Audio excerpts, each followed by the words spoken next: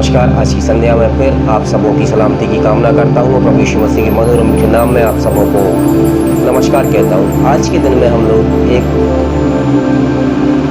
बहुत ही महत्वपूर्ण संदर्भ में आज चर्चा करेंगे परमेश्वर के वचन से। और वचन में जाने से पूर्व में मैं कुछ बातें आपके समक्ष में आप लोगों को बताना चाहूँगा। कुछ बातें आप लोगों को बताना मैं चाहूँगा। हम लोग जो प्रभु यीशु मसीह को ग्रहण किए हुए लोग हैं, जो लोग यीशु को पा लेते हैं, प्रभु यीशु मसीह के पीछे चलते हैं। तो क्यों हम लोग यीशु मसीह को ग्रहण करते हैं? क्योंकि प्रभु यीशु मसीह ने मेरे पापों के लिए, आपके पापों के लिए उसने बलिदान दिया। और बलिदान देने के बाद में उसने मारा गया, गाड़ा गया और तीसरे दिन जी उठा, वो जिंदा स्वर्ग पे चला गया। जो कोई ये विश्वास करता है उसके सारे पाप क्षमा हो जाते हैं। हाँ मेरे प्रियो, मैं विश्वास करूंगा तो मेरे सारे पाप क्षमा होंगे, आप विश्वास करेंगे आपके सारे पाप क्षमा होंगे। लेकिन कई लोगों को हम देखने पाते हैं कि आज भी उन लोग यीशु के ऊपर उन्होंने अपना ईमान लाए हैं, यीशु के ऊपर उन्होंने अपना विश्वास किया है, लेकिन आज भी वो अपने अतीत में अपना जीवन यापन कर रहे हैं। हम देखने पाते हैं बहुत लोगों के जीवन में हम देखने पाते हैं कि पुरानी बातों से उन लोग छुटकारा उनका नहीं हुआ है। बीती हुई बातों में ही वो अपना जीवन यापन करते हैं और बीती बातों में ही अपना जीवन उन लोग चलाते हैं। तो आप बताइए क्या ये ठीक है? आज का वचन जो है, आज का वचन यदि आप ध्यान से सुने, ये जो सब आज का वचन यदि आप ध्यान से सुनेंगे तो निश्चित ही इस वचन के द्वारा आप में से प्रत्येक का जीवन प्रभु यीशु मसीह के नाम में आशीष होगा और आपके जीवन में छुटकारा आएगा। अब हम देखते हैं कि लोग अतीत में जी रहे हैं आज भी, जबकि यशाया भविष्यवक्ता की पुस्तक में जब हम पुराने नियम में पढ़ते हैं तो यशाया नबी की पुस्तक में हमको ऐसा बताती है कि वहाँ लिखा हुआ है, आप प्राचीन काल की बातों पर मन मत लगाओ। देखो मैं एक नई बात करता हूँ जिससे तुम अनजान रहोगे, जो अभी प्रकट होगी, कि बीती हुई बातों पर मन मत लगाओ। बीती हुई बातें, कल जो हो गया क्या हम उसको सुधार सकते हैं? या कल जो घटना मेरे साथ घटी क्या मैं उसको सुधार सकता हूँ? कल जो घटना आपके साथ घटी क्या आप उसको सुधार सकते हैं? नहीं मेरे प्रियो, ना मैं सुधार सकता हूँ ना आप उसको सुधार सकते हैं। तब क्या हम पुरानी बातों को भूल जाएं? मेरे प्रियो, पुरानी बातों को पे ध्यान लगाना ठीक है, लेकिन पुरानी बातों को पकड़ के जीना ये सबसे खतरनाक बात है। क्यों खतरनाक बात है? क्योंकि जिस दिन हम यीशु मसीह के नाम के ऊपर हम विश्वास कर लेते हैं, उस दिन हमारा सारा पुराना मनुष्यत्व खत्म हो जाता है और पुरानी बातें जो हैं वो सारी समाप्त हो जाती हैं और नई बातें हमारे जीवन में शुरू होना चालू हो जाती हैं। नई बातें मेरे जीवन में, आपके जीवन में आ जाती हैं। क्या आपने कभी इस चीज़ पे विचार किया कि जिस दिन आपने यीशु मसीह को ग्रहण किया उसी दिन से आपने एक नए जीवन की नई चाल चलना शुरू किया है? कई बार आप और मैं अपने रूढ़ली व्यवहार के कारण पुरानी बातों को नहीं छोड़ पाते हैं। बहुत से भाई बहन लोग आज हैं वो अपने अतीत में ही जी रहे हैं, वो उस अतीत से छूट के बाहर आना नहीं चाह रहे हैं। क्यों? उसने मेरे साथ ऐसा किया था, उसने ये किया था, उसने वो किया। ठीक है, आप क्या उसको सुधार सकते हो? जो कल जो आपके साथ जो बुरा हुआ, क्या आप उसको आप अपने भूतकाल में जाके अच्छा कर पाएंगे? क्या नहीं कर पाएंगे। मेरे प्रियो, पुरानी बातों से हम शिक्षा ले सकते हैं, लेकिन पुरानी बातों में जीना बहुत ही खतरनाक बात होती है। मतलब हम जब पुरानी बातों में जब हम जीते हैं तो हम इस चीज का इनकार करते हैं कि प्रभु यीशु मसीह ने हमारा छुटकारा किया है। छुटकारा मतलब सारी चीजों पूर्ण रीति से छुटकारा। हम जब यीशु पर विश्वास करते हैं, यीशु के बलिदान पर विश्वास करते हैं, तो हमारा छुटकारा उसके यीशु के कीमती लहू के द्वारा हो जाता है। और जब हम ये विश्वास करते हैं तो हमारा छुटकारा निश्चित है। और यदि आज भी हम उन पुरानी बातों में जी रहे हैं तो मेरे प्रियो कुछ तो गड़बड़ है।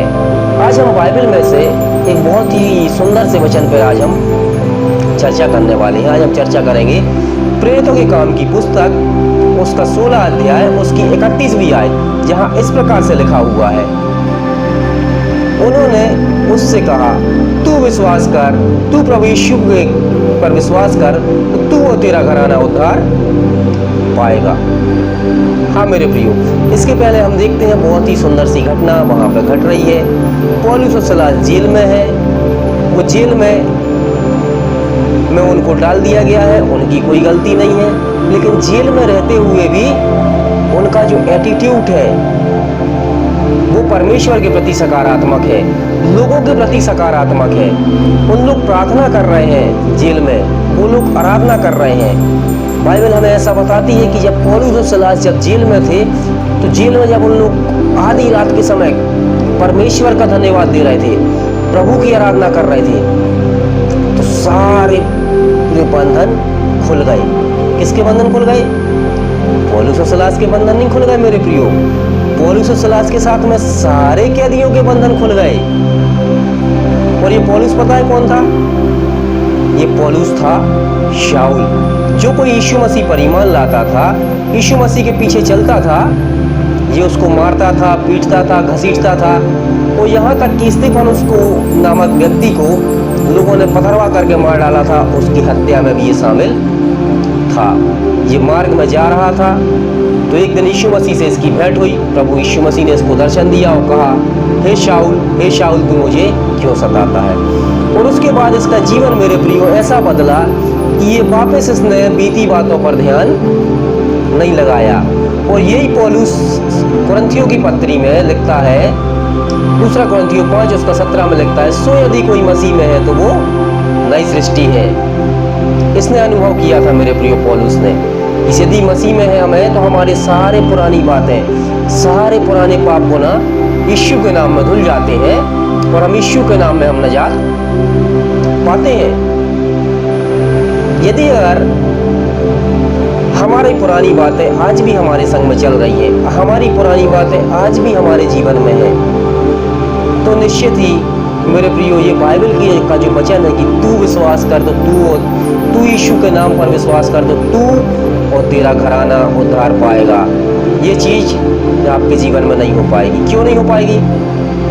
मान लीजिए आपने अकेले ने प्रभु यीशु मसीह के ऊपर विश्वास किया है, आप अकेले यीशु मसीह के ऊपर ईमान लेके आए हैं और आप एक रूम में अंदर जाके प्रार्थना कर रहे हैं, प्रभु की आराधना करके आपने आधा घंटा, पौन घंटा, 1 घंटा आप प्रार्थना करके आए। उसके बाद आपके घर वाले आपसे अपशब्दों का प्रयोग कर रहे हैं, आपसे गलत बात कर रहे हैं, आप उल्टा सीधा बोल रहे हैं और आपने उनको रिप्लाई में भी गुस्से में बहुत कुछ उल्टा सीधा बक दिया। आपकी आधे घंटे की प्रार्थना, पौन घंटे की प्रार्थना क्या हुआ? सब वेस्ट हो गया ना? हाँ मेरे प्रियो, इस वचन से हम सबसे पहली चीज सीखते हैं कि तू विश्वास कर तो तू तेरा घराना उद्धार पाएगा। सबसे पहली चीज हम सीखते हैं इस वचन के द्वारा यीशु पर विश्वास। यीशु पर कैसा विश्वास? आपने जब प्रार्थना की है प्रभु यीशु मसीह के नाम से कि प्रभु मेरे परिवार को आप छुड़ाइए, मेरे परिवार का आप छुटकारा कीजिए, मेरा परिवार अंधकार में जी रहा है प्रभु, जिस रीति से आप मुझे ज्योति में लेके आए प्रभु जी, जिस रीति से आपने मेरे पापों को क्षमा किया और मेरे पापों से छुड़ाया और आपकी समीपी में आज मैं जीवन यापन कर रहा हूँ, तो मेरे परिवार को भी लेके आइए। जब आप प्रार्थना करते हो, प्रार्थना करने के बाद आप उल्टी सीधी बात बोलते हैं, पता है क्या बोलते हैं? अपने भाई के लिए, अपने माता पिता के लिए, अपने परिवार के लिए, है ये लोग नहीं सुधर सकते। आपका विश्वास कहाँ गया? तब आपका विश्वास अविश्वास में परिवर्तित हो गया। ये पता है कैसा विश्वास है? डीमंस का विश्वास। डीमंस मतलब समझते हैं? दुष्ट आत्मा वाला विश्वास कि हाँ एक परमेश्वर है और उन लोग उनकी आराधना डर करते हैं और उन लोग भी डरते हैं। यहाँ एक परमेश्वर है, सृष्टिकर्ता एक है, ये उनको पता है, तो आपका विश्वास भी उसी रीति से दुष्ट आत्मा वाला विश्वास है। क्या आपने कभी इस बारे में सोचा है कि आपने जब यीशु पर विश्वास किया है, आपका उद्धार हुआ, तो आपका उद्धार पूरी रीति से हुआ है। आपके बुरा बोलने से, आपके गुस्सा करने से, हर एक चीज से छुटकारा यीशु देता है। हाँ मेरे प्रियो, दूसरी चीज है विश्वास का अंगीकार।